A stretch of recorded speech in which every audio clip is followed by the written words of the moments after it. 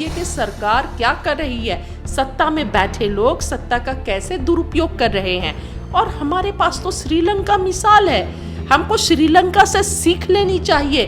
श्रीलंका जैसा हमारा दिन ना हो जाए, उससे पहले ही उससे सीख लेकर देश की जनता को समझना चाहिए।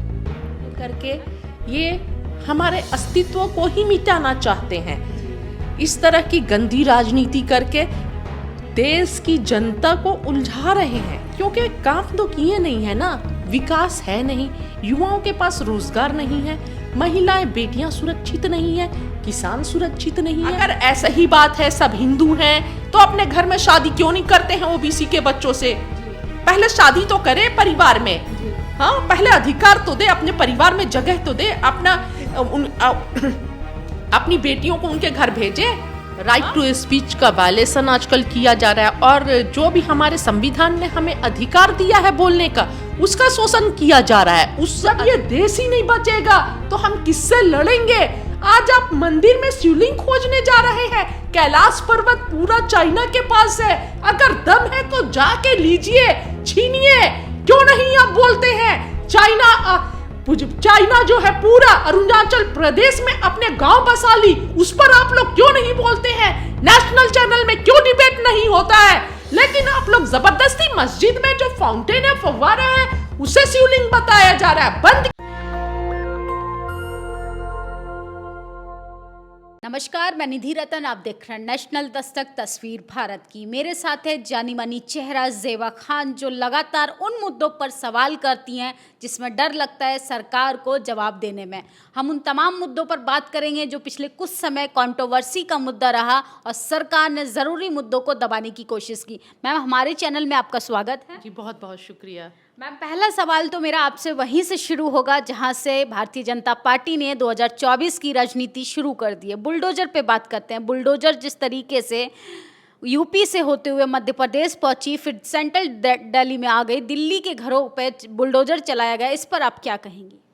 बस इस पर मैं ये कहना चाहती हूँ कि ये गंदी राजनीति है, और सरकार इतना ज़्यादा गिर गई है कि उन्हें एक हमदर्दी नहीं है, अफसोस नहीं है कि किसी के घर को तोड़ देना और जो बसा बसाया रोजगार को उजाड़ देना। देश की जो आज की स्थिति है ऐसी है कि किसी के पास नौकरी नहीं है, कमाने का कोई जरिया नहीं है, और जो जरिया है लोगों ने अपने आशियाने को बसाया है। बहुत मुश्किलों के बाद, बहुत संघर्ष के बाद उस आशियाने को क्षण में, मिनट नहीं लगता है, उस आशियाने को पूरा तरह से बर्बाद कर दे रही है।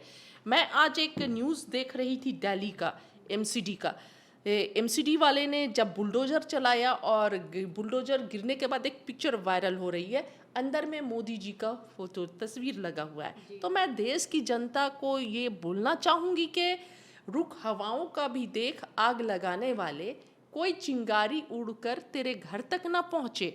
जो आज कम्युनिटी के नाम पर नफरत फैलाया जा रहा है और किसी को टारगेट किया जा रहा है, सत्ता का दुरुपयोग किया जा रहा है, इससे कोई नहीं बचेगा, इससे कोई नहीं बचेगा। एक दिन सभी को इस आग में जलेंगे जो चिंगारी लगाई गई है। तो मैं ये बोलना चाहती हूँ देश की जनता से कि अभी समय है, आंख खोलिए और देखिए कि सरकार क्या कर रही है। सत्ता में बैठे लोग सत्ता का कैसे दुरुपयोग कर रहे हैं, और हमारे पास तो श्रीलंका मिसाल है, हमको श्रीलंका से सीख लेनी चाहिए। श्रीलंका जैसा हमारा दिन ना हो जाए, उससे पहले ही उससे सीख लेकर देश की जनता को समझना चाहिए। मैम, दूसरा सवाल, बुलडोजर के बाद एक बुलडोजर का मसला शांत नहीं हुआ, दूसरा मुद्दा भारतीय जनता पार्टी ले आई, मस्जिद का मुद्दा, कि जहां पर मुस्लिम समुदाय की मस्जिद है, जहां पे धार्मिक स्थल है, वहां पर वो अपने शिवलिंग होने का दावा कर रहे हैं। क्या कहेंगे इस मुद्दे पर आप? देखिए, पहले शुरुआत होती है बाबरी मस्जिद से, राम जन्मभूमि से, वो बन गया। हम सभी ने भी बोला कि आस्था का सवाल है, चलो उस पर चुप रहे, वो बन गई। लेकिन अब देखिए, धीरे धीरे करके ये हमारे अस्तित्व को ही मिटाना चाहते हैं। इस तरह की गंदी राजनीति करके देश की जनता को उलझा रहे हैं, क्योंकि काम तो किए नहीं है ना, विकास है नहीं, युवाओं के पास रोजगार नहीं है, महिलाएं बेटियां सुरक्षित नहीं है, किसान सुरक्षित नहीं है, किसान आत्महत्या कर रहे हैं, बड़े बड़े पूंजीपति उद्योगपतियों का करोड़ों हजारों करोड़ का कर्ज माफ किया जा रहा है इस देश में। लेकिन इसी देश में जो अन्नदाता किसान हमारे देश का पेट पाल रहा है, वो किसान आत्महत्या कर रहा है, उसका कर्ज माफ नहीं किया जा रहा है। और सारे जो भी फेलियर है, इन सभी फेलियर को छिपाने के लिए सरकार लगातार कभी लाउड स्पीकर का मुद्दा लाती है, कभी मस्जिद का मुद्दा लाती है, कभी हिजाब को का कंट्रोवर्सी चलता है, और कभी बुलडोजर तंत्र चलता है।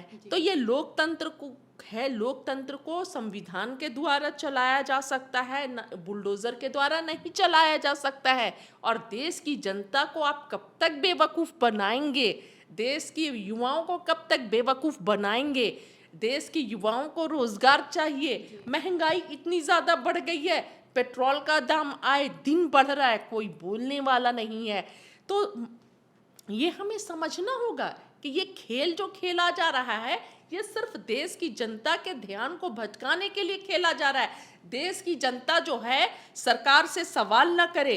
जो आप अच्छे दिनों का नारा लगा कर आए थे, जो आप ये बोल कर आए थे कि 15 लाख अकाउंट में आएंगे, 2 करोड़ प्रतिवर्ष युवाओं को रोजगार मिलेगा, और XYZ बहुत हुआ महिलाओं पर अत्याचार, अब की बार मोदी सरकार, बहुत हुई महंगाई की मार, अब की बार मोदी सरकार, ये सब आप नारे लगा कर आए थे। तो अब देश की जनता सवाल करेगी। शुरू में तो आप लोग बोलते थे और आपके अंधभक्त बोलते थे कि अभी तो आए हैं, कैसे होगा, कुछ तो टाइम दीजिए। लेकिन अब तो 7 वर्षों से ज्यादा का टाइम हो चुका है और देश दिन पर दिन धरातल से सरातल पर जा रही है। तो सिर्फ जवाबदेही से बचने के लिए जनता असल हकीकत को ना समझ जाए कि किस तरह देश पूंजीपतियों के हाथों में बेचा जा रहा है, किस तरह कुछ पूंजीपति दिन दूनी रात चौगुनी तरक्की कर रहे हैं, और देश की आम जनता जो मध्यम वर्ग से थी वो मध्यम वर्ग से नीचे चली गई है। नहीं, युवा बेरोजगार है। इन सभी सवालों से बचने के लिए मुसलमान जो है सॉफ्ट टारगेट है और उस पर लगातार प्रहार किया जा रहा है, उनके अधिकारों पर प्रहार किया जा रहा है, उनके बेटियों पर अटैक किया जा रहा है, उनके हिजाब पर अटैक किया जा रहा है, मस्जिद पर किया जा रहा है, लाउड स्पीकर पर किया जा रहा है, बुलडोजर चलाया जा रहा है। तो कब तक ये होगा, कब तक चलाया जाएगा? अगर ऐसे ही देश की जनता खुश रही और तमाशा देखती रही तो वो दिन दूर नहीं है कि जब देश श्रीलंका वाले हालात में पहुंच जाएगा। तो मैं देश की जनता से अपील करती हूँ, उठिए, जागिए और देखिए। यहाँ पर व्हाट्सएप यूनिवर्सिटी चलाया जाता है, ठीक है। बड़े बड़े लोग जो हैं, सत्ता में बैठे लोग, पैसे वाले लोग, इंग्लिश मीडियम में पढ़ने वाले बच्चे और उनके पिता व्हाट्सएप यूनिवर्सिटी पे सिर्फ पोस्ट करते हैं। और आगे किसे किया जाता है, लड़वाया किसे जाता है, किसके बच्चे के हाथ में हथियार दिया जाता है? ओबीसी, दलित, पिछड़ा। तो क्या दलित, पिछड़े, ओबीसी के बच्चों का भविष्य आप कहाँ ले जा रहे हैं? एक तो उनके पास रोजगार नहीं है, नौकरी नहीं आप दे रहे हैं, और दूसरे तरफ उन पर उनको दंगाई बना दे रहे हैं। तो मैं सभी दलित और पिछड़ों की माताओं से बोलना चाहूंगी, अभिभावकों से बोलना चाहूंगी कि अपने बच्चों को कंट्रोल में कीजिए, अपने बच्चों पर ध्यान दीजिए। आपके बच्चों को क्या दिया जा रहा है? एक तो आपके पास आपके अधिकारों का हनन किया जा रहा है। शिवराज सिंह चौहान मध्य प्रदेश में क्या करते हैं? आरक्षण को कम कर देते हैं, आरक्षण के पीछे पड़ा गया है। और दूसरे तरफ आपके बच्चों को, हमारे बच्चों को दंगाई बनाया जा रहा है, भीड़ का हिस्सा बनाया जा रहा है, भेजा जा रहा है।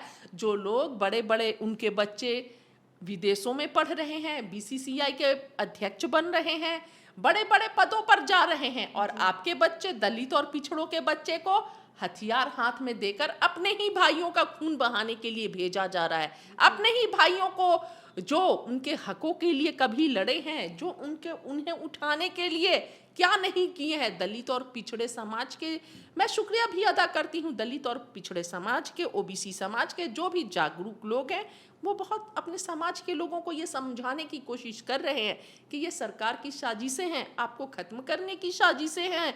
मुसलमान तो सिर्फ एक टारगेट है, एक बहाना है, लेकिन असल इस देश में किसी को बर्बाद करना है, किसी को दबाना है, तो ये दलित और पिछड़े ही हैं। ये वही दिन लाना फिर से चाहते हैं जब झाड़ू बांधकर चला जाता था दलित और पिछड़ों की पहचान करने के लिए, वो खड़े नहीं हो सकते थे, कुएं से पानी नहीं पी सकते थे, तालाब से पानी नहीं पी सकते थे। अगर प्यासा एक बूंद दलित है, पिछड़ा है, धर्म के नाम पर पानी पी लेता था तो जान मार दी जाती थी, हत्या कर दी जाती थी। यहाँ तक के ये लोग ऐसे हैं, ऐसे समाज से हैं जो महिलाओं को सही ढंग से, दलित और पिछड़ों की महिलाओं को वो पूरा तन भी नहीं ढाक सकती थी। इस तरह का दिन लगता है समाज भूल चुका है। तो जो भी समझदार लोग हैं, मैं उन सभी से ये गुजारिश करूंगी कि इतिहास उठाकर पढ़िए। जो लोग इतिहास अपना भूल जाते हैं, पिछला इतिहास भूल जाते हैं, उन्हें बर्बाद होने में ज़्यादा समय नहीं लगता है।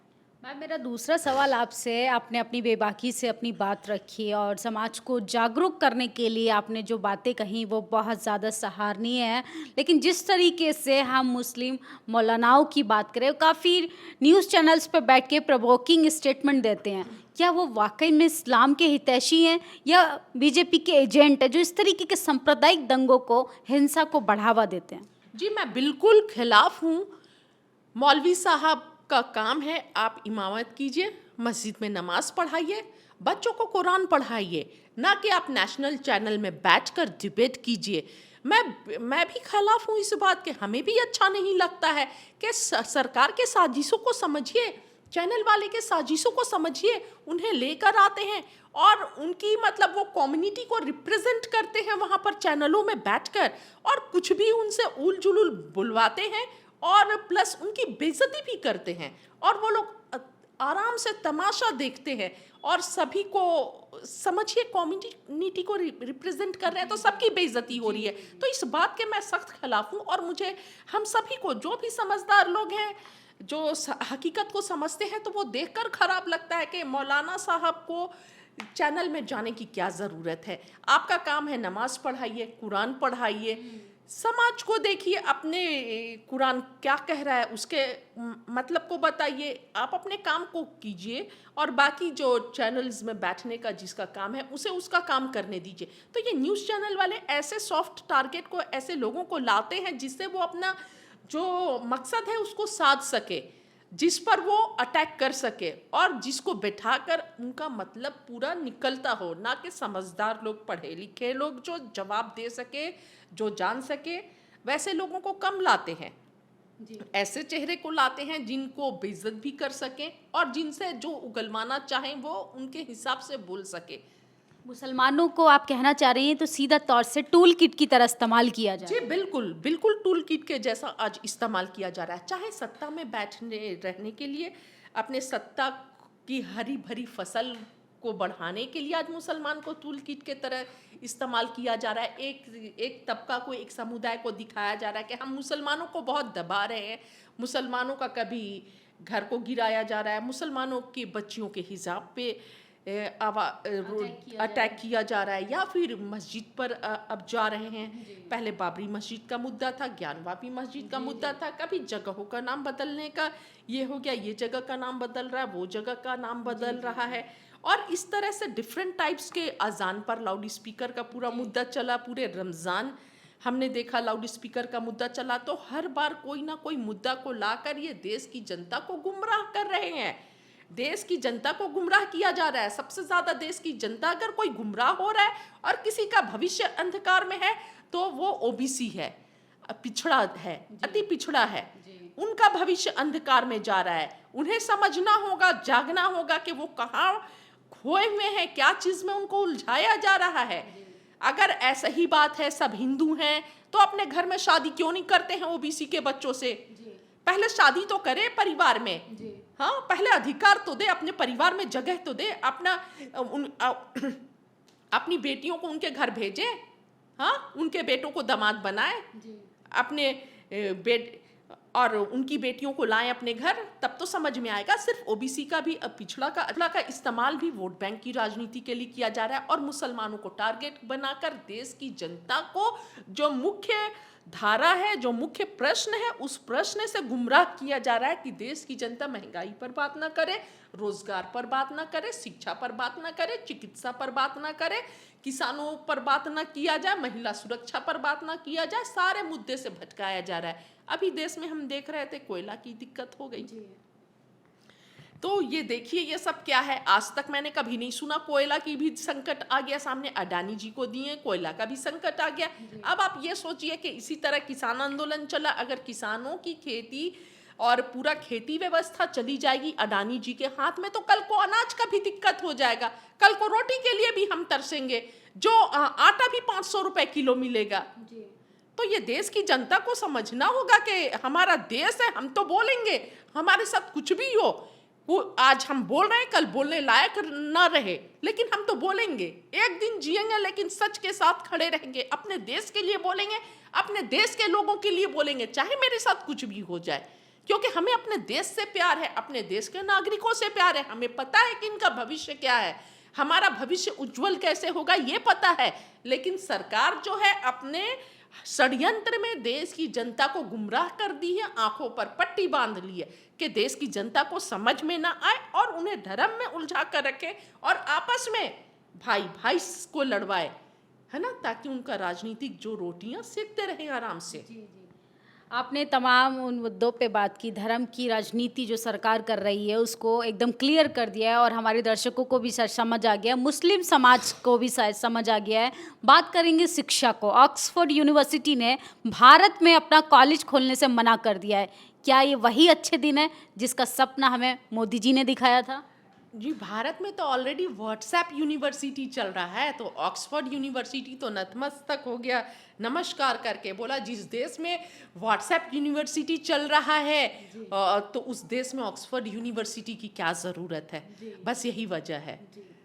तो किस तरीके से यहाँ पर ये एक तमाचा है भारत की विकास पर, उस मोदी सरकार के विकास पे, उस मोदी सरकार के गुजरात मॉडल पे जिसका सपना हमारी जनता को दिखाया गया था। ऑक्सफोर्ड ने करारा तमाचा मारा है कि भारत में वो अपना एक कॉलेज नहीं खोलेंगे, क्योंकि भारत की जो परंपरा है वो व्हाट्सएप यूनिवर्सिटी पे चल रही है, वो शिवलिंग खोजने पे लगे हैं, वो रोजगार पे बात नहीं कर रहे, शिक्षा पे बात नहीं कर रहे। लेकिन मैम, आप मुस्लिम समाज को रिप्रेजेंट करती हैं, आप मुस्लिम समाज से आती हैं, तमाम उन मुद्दों से वाकिफ़ होंगी जो समाज में आप बारीकी रूप से देखती हैं। क्या कहना चाहेंगी मुस्लिम समाज को, क्योंकि कहीं ना कहीं उनकी भावनाएं आहत होती हैं, ऐसे सांप्रदायिक दंगों में वो बहुत जल्दी पड़ जाते हैं, क्योंकि भावनाओं का सवाल है, क्योंकि यहाँ पे जो धर्म है भावनाओं से रिलेट है। देखिए, सबसे पहली बात तो टारगेट किया जाता है और फंसाने की कोशिश की जाती है। तो मैं अपने मुस्लिम भाइयों से भी और कम्युनिटी से भी एक बात का रिक्वेस्ट करूंगी कि कभी भी पत्थरबाजी से बचे। पत्थर चलाने से कुछ नहीं होता है, उल्टा आप फंस जाते हैं, हम फंस जाते हैं, हमारा परिवार फंस जाता है। और वो तो ऐसे मुद्दे खोजते हैं कि आप पर ब्लेम किया जाए, हम पर ब्लेम किया जाए और अपनी पूरी गलतियों को हम पर लगाकर देश को गलत तरह से परोसते हैं। तो इस पत्थर चलाने से बचे, कुछ भी हो, पत्थर चलाने से कुछ नहीं होगा। और दूसरी बात, शिक्षा ही हर बात का अनुशासन में रहना और शिक्षा ही हर मुश्किल रास्ते का समाधान है।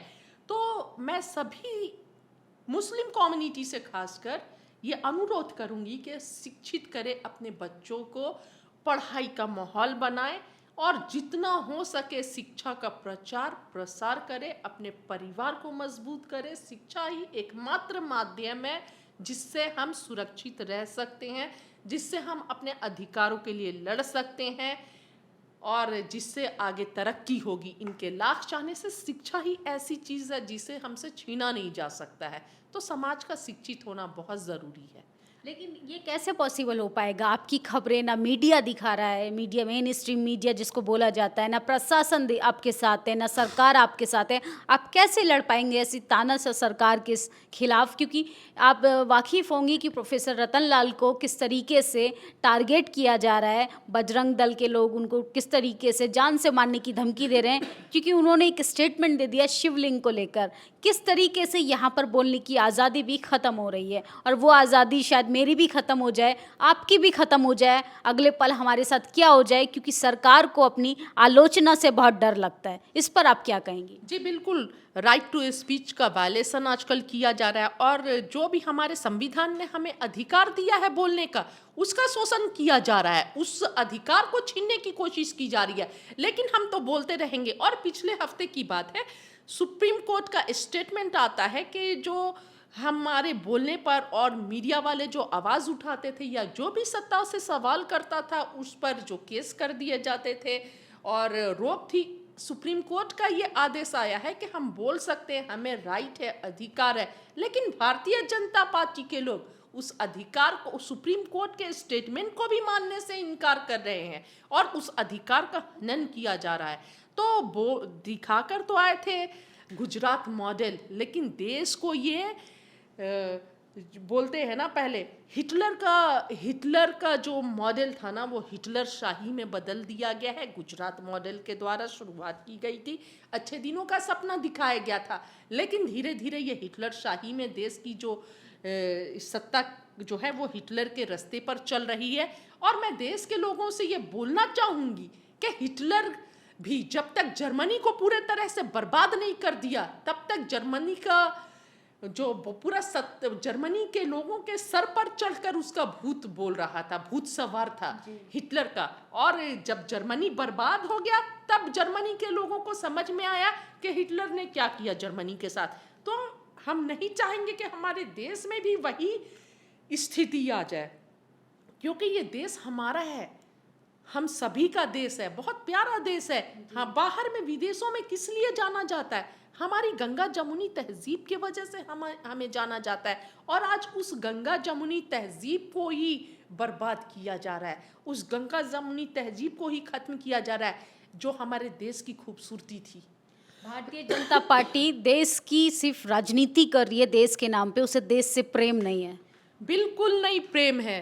अगर प्रेम होता तो देश की जनता को यूं नहीं बांटती। उसे बस अपने कुर्सी से प्रेम है, सत्ता पर कैसे काबिज की रहे, सत्ता पर कैसे बैठे रहना है और लोकतंत्र की कैसे हत्या करनी है, संविधान का हर रोज कैसे हनन करना है, संविधान ने हमें जो अधिकार दिया उन अधिकारों का कैसे हनन करना है, सिर्फ ये भारतीय जनता पार्टी के लोग जानते हैं। हमें भारतीय जनता पार्टी से कोई दिक्कत नहीं है, कोई परेशानी नहीं है, लेकिन उनकी जो मोनोपोली है और वो जो सत्ता में बैठे रहने का उनका तरीका है, सत्ता चलाने का, हमें दिक्कत इस बात से है। आप सिर्फ धर्म की राजनीति करते हैं, देश को बांटने की कोशिश करते हैं और देश लगातार खत्म होते जा रहा है, लगातार बर्बाद होते जा रहा है। आरबीआई का क्या स्टेटमेंट है वो निकाल के देख लीजिए, महंगाई चरम पर है वो देख लीजिए, युवा बेरोजगार हैं वो देख लीजिए, महिलाएं सुरक्षित नहीं है वो देख लीजिए, देश में किसान सुरक्षित नहीं है वो देख लीजिए। ये तो सही बात है कि सूट बूट वालों की सरकार है, न कि देश की आम जनता की और गरीबों की। इन्हें ये पता है कि देश की आम जनता और गरीबों को किस तरह इस्तेमाल करना है, किस तरह उनके भावनाओं के साथ खेलना है और किस तरह वो कुछ मांगे नहीं, कुछ अपने अधिकार के बारे में। जैसे देश की जनता, आप एक चीज देखिएगा, जब भी देश की जनता समझने लगती है कि देश कहाँ पर खड़ा है, अपने अधिकारों के बारे में बात करने लगती है, महंगाई के बारे में बात करने लगती है, ऐसे मुद्दे में उलझा दिया जाता है कि जो मेन टॉपिक है, जो मेन मुद्दा है, उससे ध्यान हट जाता है और जनता कुछ और बातों में उलझ के रह जाती है। आखिरी बात हमारे दर्शकों को क्या कहना चाहेंगी कि तमाम लोग आपको देख रहे हैं और सुन रहे हैं, क्या कहेंगी? मैं देश की जनता से ये कहना चाहूँगी कि आपसी प्यार और सौहार्द को बना कर रखे। सत्ता में बैठे लोग जो हैं उन्हें सिर्फ सत्ता से प्यार है, न कि देश की आम जनता से। वो आपका इस्तेमाल और हमारा इस्तेमाल सिर्फ अपनी कुर्सी के लिए करेंगे, सत्ता में बैठे रहने के लिए करेंगे। ना ही उसे हिंदू से प्यार है, ना ही मुसलमान से प्यार है, उसे सिर्फ कुर्सी से प्यार है। इस्तेमाल आपका भी हो रहा है और इस्तेमाल हमारा भी हो रहा है और हमें ये समझना है कि कैसे अपने भाईचारे को बना कर रखे। अपने देश के लिए हमें ही सोचना है। ये मत सोचिए कि सत्ता में बैठे लोग सिर्फ जिम्मेदार होंगे। जिम्मेदार हम भी उतने ही हैं, जिम्मेदार आप भी उतने ही होंगे जब देश बर्बाद होगा। कि जब देश को बर्बाद किया जा रहा था तो हम क्या कर रहे थे, हम क्या चीज में उलझे हुए थे, हम सरकार से कितना सवाल कर रहे थे। आज देख लीजिए 7 सालों में देश कहां से कहां पहुंच गया। आज एक बार स्टडी जरूर कीजिए। ये जो रोज धर्म का एक एक मुद्दा कार्ड खेला जाता है, ये कार्ड हमारे आंखों में पट्टी बांधने के लिए खेला जाता है कि हम सिर्फ धर्म के नाम पर उलझ के रह जाए, और जो देश का अर्थव्यवस्था है, जो देश की रीढ़ है, जब हमारा अर्थव्यवस्था ही नहीं बचेगा, हमारे देश की रीढ़ ही नहीं बचेगी, तो हम किससे किस बात के लिए लड़ेंगे। जब ये देश ही नहीं बचेगा तो हम किससे लड़ेंगे। आज आप मंदिर में शिवलिंग खोजने जा रहे हैं, कैलाश पर्वत पूरा चाइना के पास है, अगर दम है तो जाके लीजिए, छीनिए। क्यों नहीं आप बोलते हैं चाइना जो है पूरा अरुणाचल प्रदेश में अपने गांव बसा ली, उस पर आप लोग क्यों नहीं बोलते हैं। नेशनल चैनल में क्यों डिबेट नहीं होता है। लेकिन आप लोग जबरदस्ती मस्जिद में जो फाउंटेन है, फव्वारा है, उसे शिवलिंग बताया जा रहा है। बंद कीजिए ये गंदी राजनीति और हमारे देश को बख्श दीजिए, रहम कीजिए। बहुत मुश्किलों से, बहुत शहादतों के बाद हमने आजादी हासिल की है, अंग्रेजों को मार के हमने भगाया है। हम सभी का खून है इस देश में, खून का रिश्ता है हमारे देश से। ये वतन जो है बहुत मुश्किल से हमने अंग्रेजों से छुड़ाया है। आप क्या समझेंगे आरएसएस के लोग, आप लोग क्या समझेंगे। जब हम लड़ रहे थे अंग्रेजों से तो आप माफीनामा लिख रहे थे, माफी मांग रहे थे। आप लोग क्या समझिएगा, इस देश की लहू में, इस देश की मिट्टी में हमारे पूर्वजों का खून मिला हुआ है। हमारे पूर्वजों ने बहुत मुश्किल से आज़ादी हासिल की है। इस देश की आज़ादी को और इस देश को ऐसे बर्बाद मत कीजिए। बहुत बहुत शुक्रिया मैम हमसे बातचीत करने के लिए। बहुत बहुत धन्यवाद। ये थी ज़ेबा खान, इन तमाम मुद्दों पर बातचीत की। सरकार को शायद डर लगने लगे या अपनी आलोचना से घबराने लगे, शायद ज़ेबा खान के पीछे या मेरे पीछे सवाल पूछने पे आईटी सेल, ईडी का छापा भी मरवाने लगे, लेकिन हम बोलना बंद नहीं करेंगे। ज़ेबा खान ने एक बात बोली कि अपने बच्चों को शिक्षित कीजिए, धर्म की जो चादर, धर्म की जो अफीम चटाई जा रही है सरकार के द्वारा, उसको ख़त्म कीजिए, क्योंकि हमारे बच्चों को, हमारे आने वाली पीढ़ियों को गुलाम बनाया जा रहा है। 5000 सालों से जिस बदतर दशा में हम थे, उसी दशा में हम फिर से जा रहे हैं। अगर आज हम लोग नहीं जागे तो भारत की स्थिति श्रीलंका से भी बदतर होगी। हमारी इन तमाम मुद्दों पे बातचीत कैसी लगी, आप लोग अपनी प्रतिक्रिया ज़रूर दे सकते हैं कि आप हमारी बात से सहमत हैं कि असहमत हैं। और अगर आपके पास नया सवाल है कि हमें किन मुद्दों पर बात करनी चाहिए, वो सवाल भी आप कमेंट बॉक्स में लिख सकते हैं। और आपकी इन सब चीज़ों पे क्या प्रतिक्रिया है, आप अपनी राय ज़रूर दें।